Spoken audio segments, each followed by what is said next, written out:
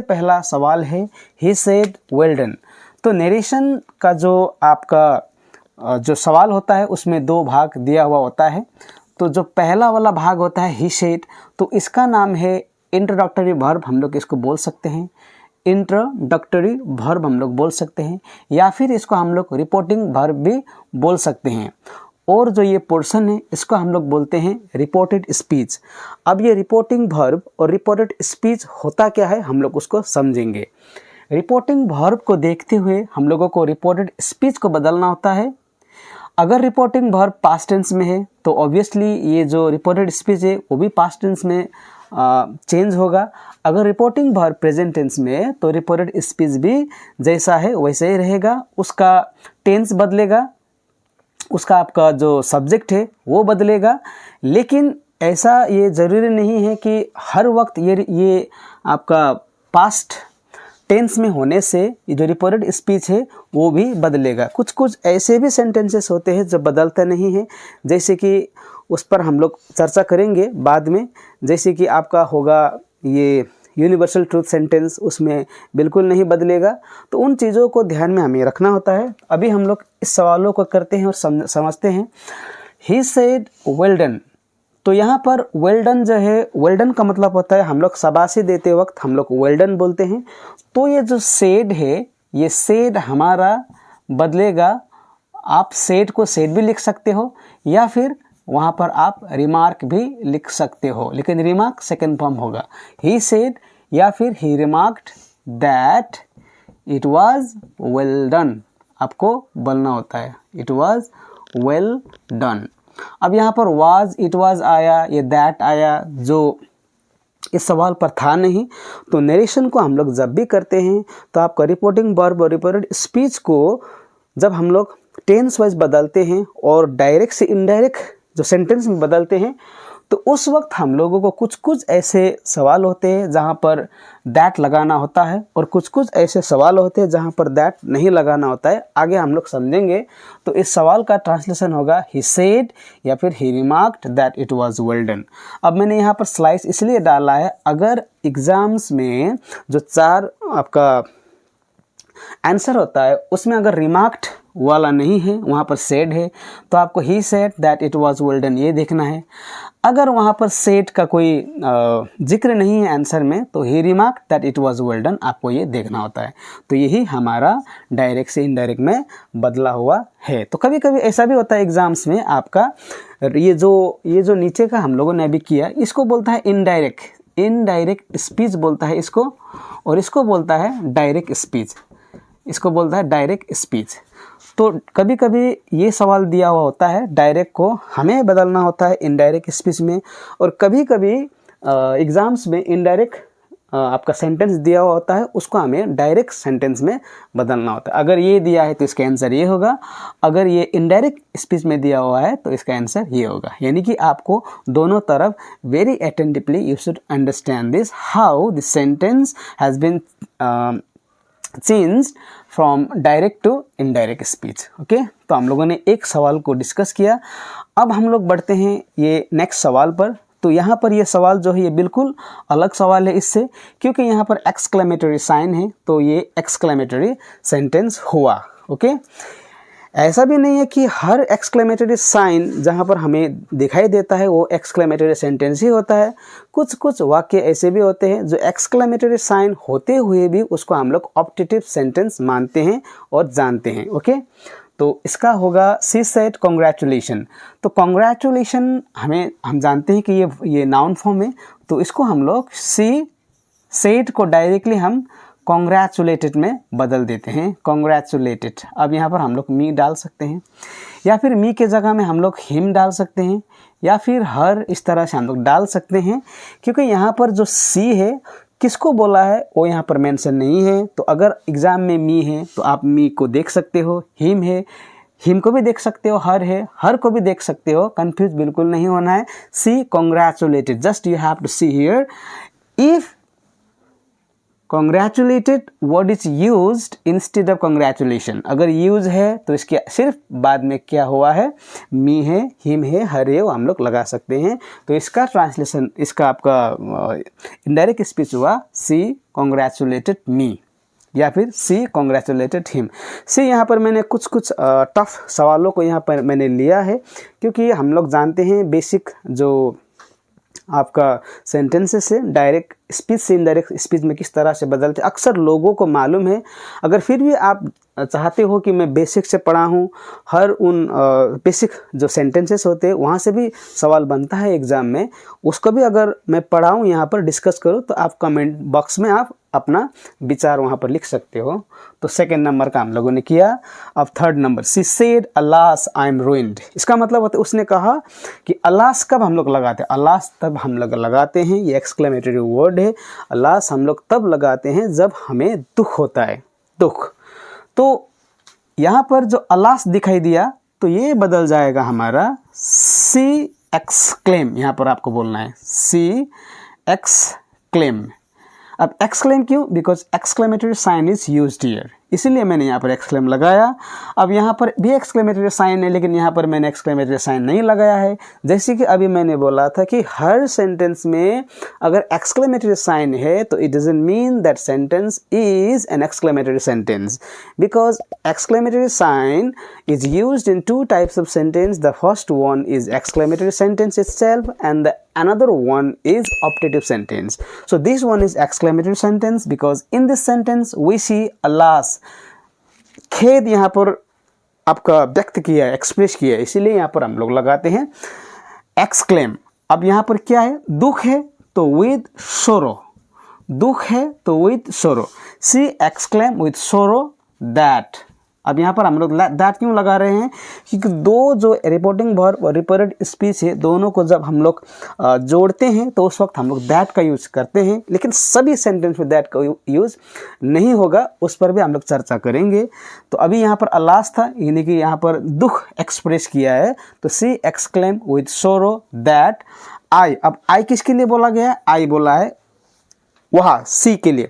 यहाँ पर देखिए फर्स्ट पर्सन, सेकंड पर्सन और थर्ड पर्सन की कहानी को समझना होता है, और उन्हीं कहानी के आधार पर हम लोग डायरेक्ट से इनडायरेक्ट स्पीच में चेंज करते हैं। तो यहाँ पर क्या है, उसने कहा कि अलास आई एम रुइंड, उसने कहा कि मैं अब बर्बाद हो गई हूँ। तो यहाँ पर क्या होता है इनडायरेक्ट स्पीच में कि उसने कहा कि वो बर्बाद हो गई है। यहाँ पर खुद को नहीं समझना है, like I am reading this sentence, so I should not understand this thing that this sentence is for me, because this sentence is for this subject see, that's why. अब ये आई जो है सी में चेंज हो जाएगा, दैट सी वॉज रुइंड। अब यहाँ पर आप बिल्कुल कंफ्यूज मत रहिए कि यहाँ पर तो मी था, एम था, यहाँ पर फिर वाज कैसे हुआ। मी वाज में इसीलिए चेंज हुआ क्योंकि ये जो रिपोर्टिंग वर्ब है ये पास्ट टेंस में है। अब ये पास्ट टेंस में है, हमें कैसे मालूम है, एडवांस लर्नर को तो मालूम है क्योंकि ये पास्ट फॉर्म है बोल के। कुछ यहाँ पर नोवाइस लर्नर्स भी है जिसको यहाँ पर कंफ्यूज हो रहा होगा, तो मैं यहाँ पर बता देना चाहूँगा कि वर्ब का V1 होता है, V2 होता है, उसके बाद V3। By the way it has its own name, like इसको बोलता है प्रेजेंट टेंस, पास्ट टेंस और पास्ट पार्टिसिपल बोलता है, लेकिन मैंने यहाँ पर शॉर्टली यहाँ पर लिखा है।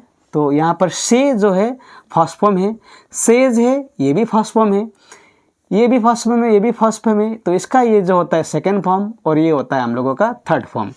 तो ये जो है सेकंड फॉर्म है, पास्ट टेंस है। अब यहाँ पर कुछ लोगों को कन्फ्यूजन ये होता है कि शे फर्स्ट फॉर्म है लेकिन सेज हमारा फिफ्थ फॉर्म है। देखिए वर्ब का जो फिफ्थ फॉर्म होता है उसको हम लोग फर्स्ट फॉर्म ही मानते हैं, क्योंकि फिफ्थ फॉर्म हो या फिर फर्स्ट फॉर्म हो, यानी कि 5वां नंबर का वर्ब को 4 आपका कैटेगरी में इसे रखा गया है, लेकिन कुछ ग्रामर बुक्स में हम लोगों को या देखने के लिए मिलता है कि फिफ्थ फॉर्म भी होता है। वहाँ पर फिफ्थ फॉर्म में ये जो वर्ब का रूप है इसको लिखा हुआ होता है, लेकिन जो ये सेज है ये वर्ब का फर्स्ट फॉर्म है। अब कैसे इसको हम लोग डिस्कस करेंगे। से हो या सेज हो दोनों प्रेजेंट टाइम को दर्शाने के लिए हम लोग यूज़ करते हैं, लेकिन little bit difference is there, that is say is plural form of verb, where is this one is singular form of verb. That means this is used with plural subjects and sage is used with singular subjects. So this is what the difference between say and sage. So we came to know this is in the past tense, that's why this aim has been changed into was. जैसे कि हम लोगों ने पहले ही मैंने discuss किया था कि जो ये रिपोर्टिंग वर्ब है, if it is in past tense then reported speech will change into past tense in most of the cases but not in the every case. चलो, he said may God bless you. अब देखिए यहाँ पर भी exclamatory sign का use हुआ है, तो उसने कहा कि भगवान का आशीर्वाद तुम पर हो, भगवान का आशीर्वाद तुम पर हो. तो यहाँ पर क्या होगा, ये तो सीधा सीधी क्या हुआ है, इससे जो है ना सेड यहाँ पर क्या है, भगवान का कृपा आप पर बना रहे, यानी कि प्रे कर रहा है वो, प्रे. देखिए से को मैंने प्रे में चेंज किया, लाइक यहाँ पर से को एक्सक्लेम में चेंज किया, यहाँ पर सेड को कॉन्ग्रेचुलेशन में चेंज किया, और यहाँ पर सेड को सेड भी रख सकते थे और से को रिमार्क भी रख सकते थे. तो कन्फ्यूज बिल्कुल नहीं होना है. पहले तो हमें रिपोर्टेड स्पीच को देखना है कि ये कौन सा सिचुएशन में और किस चीज़ के लिए बोल रहा है, यहाँ पर कौन सा सेंटेंस यूज हुआ है, उसी के आधार पर ये रिपोर्टिंग वर्ब चेंज होगा. रिपोर्टिंग वर्ब प्रेजेंट में है तो ये प्रेजेंट में चेंज होगा, यानी कि प्रेजेंट में है तो प्रेजेंट में रहेगा, या तो फ्यूचर में रहेगा. ये पास्ट में है तो ये पास्ट में चेंज हो जाएगा. फिर से रिपोर्टिंग वर्ब पास्ट में है तो ये reported speech in most of the cases past में बदल जाएगा. रिपोर्टिंग वर्ब प्रेजेंट में है तो ये जो रिपोर्टेड स्पीच है जो भी टेंस में उसी टेंस में रहेगा, सब्जेक्ट चेंज होगा और वर्ब का नंबर चेंज होगा. तो ही प्रेड दैट हुआ. अब गॉड आएगा.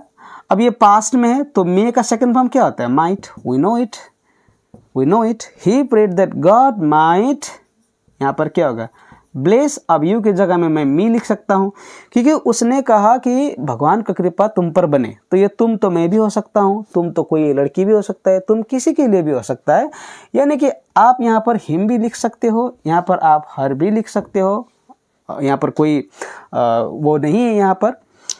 तो he prayed that God might bless me, या फिर ब्लेस हिम, या फिर ब्लेस हर. आपको अगर कन्फ्यूजन हो रहा है कि एग्जाम में तो इस तरह से नहीं दिया रहेगा, तो एग्जाम में सिर्फ आपको यहाँ से यहाँ तक देखना है. He prayed that God might bless, इतना तक सही है, तो यहाँ पर जो भी हो वो करेक्ट हो जाएगा.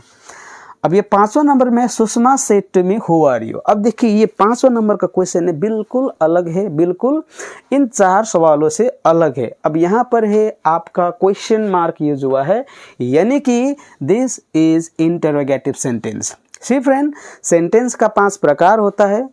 सबसे पहले तो नरेशन करने के लिए you must have idea of the types of sentence. The first one is assertive sentence and the second one is interrogative sentence, third one is optative, exclamatory and imperative sentence. उन चीज़ों को समझना होता है, तब आप इस पर कर सकते हो. नहीं तो मैं जो यहाँ पर बता रहा हूँ इससे भी आप आइडिया लेकर बना सकते हो. तो यहाँ पर Sushma said to me who are you. अब ये क्या सवाल है, तो अवश्य ये सवाल क्या में चेंज होगा, जो सुषमा अब सेड तो होगा नहीं, यहाँ पर क्या होगा, सुषमा आस्क्ड मी.